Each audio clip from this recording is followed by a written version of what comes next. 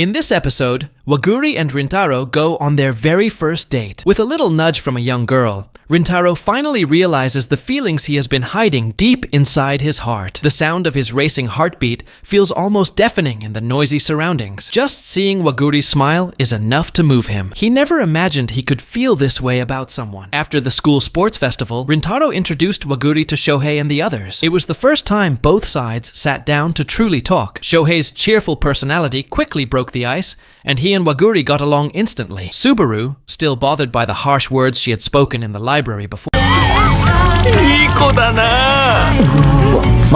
offered a sincere apology, but Shohei had already forgotten about it. He was used to such things and never held a grudge. Saku also apologized for his own words. Encouraged by Waguri, Subaru took out a box of fine desserts she had brought as an apology gift. Rintaro suggested they share it together. Although Subaru still felt uneasy, Shohei reassured her, saying no one had ever minded such things. It was only because some students disliked her that she avoided getting close. Besides, Rintaro had already told everyone they were good people, and they trusted his word. From that moment, it was clear they could move forward as friends. The warm atmosphere that afternoon left Subaru questioning why she had held on to resentment for so long. As Waguri had once said, if you let prejudice guide you, without seeing the truth for yourself, you will never truly understand anything. On the way back, the group felt noticeably closer. Subaru even joined their conversation, thanks to Shohei's initiative. Behind them, Rintaro walked with Waguri. Remembering how she had helped him study before, he wanted to find a way to return the favor, but struggled to think of anything. Finally, he asked if there was something she wanted. "I'd like to go somewhere with you. Is that okay?" she replied. The next day,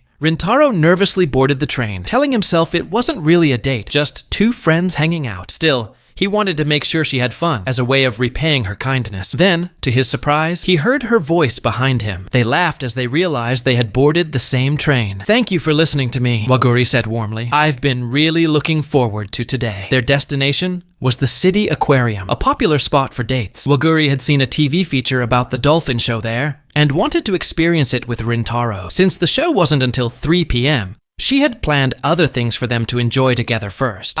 "Will we have enough time?" she asked. "It's fine," Rintaro assured her with a smile. "We've got plenty of time." "But are there places you'd like to see too, Rintaro?" Waguri asked gently. He shook his head, a little shy, and said, "No, today, let's just do the things you want." Together they explored nearly every corner of the aquarium, even trying out the pirate ship ride, where both burst into laughter. Later, they stopped at the restaurant for lunch. Once again, Rintaro thanked Waguri for everything. She smiled and asked him instead to tell her about the fun moments during the sports festival, something she said she really wanted to hear before the dolphin show began. Before the show, Rintaro excused himself to the restroom to calm his nerves. Just thinking about Waguri's smile sent his heart racing in confusion. Meanwhile, Waguri flipped through photos on her phone, smiling as she lingered on their picture together. That's when a little girl suddenly appeared at her side. By the time Rintaro returned, he found Waguri with the child, who seemed lost and uneasy. Worried for her, Waguri decided to help her find her parents. The girl introduced herself as Mika. Though shy at first, she soon warmed up to Rintaro. Waguri left briefly to search for Mika's parents and asked Rintaro to stay with her. During their time together,